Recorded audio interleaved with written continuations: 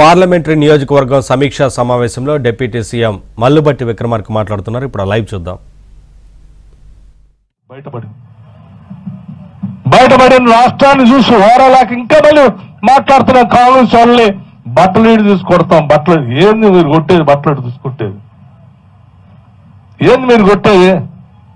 కాంగ్రెస్ వాళ్ళు ప్రజాస్వామ్యవాదులు కాబట్టి అడ్డగోలుగా ఏం మాట్లాడట్లేదు. ఒకవేళ నిజంగా నువ్వు ఆ పని చేయడానికి వస్తే వాళ్ళందరూ అడ్డం తిరిగితే మీరు బతుకుతారు అసలేడా? ఎందుకు అనవసరం నోరు వారేసుకుని అడ్డగోలుగా మాట్లాడేది? ఓ పద్ధతి ఉండాల.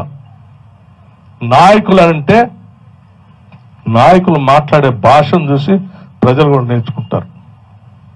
పాలించే వాళ్ళ భాష లేకపోతే పాలించే వాళ్ళ ఆలోచన ఆ రాష్ట్ర భవిష్యత్తు ఆధారపడి ఉంటుంది.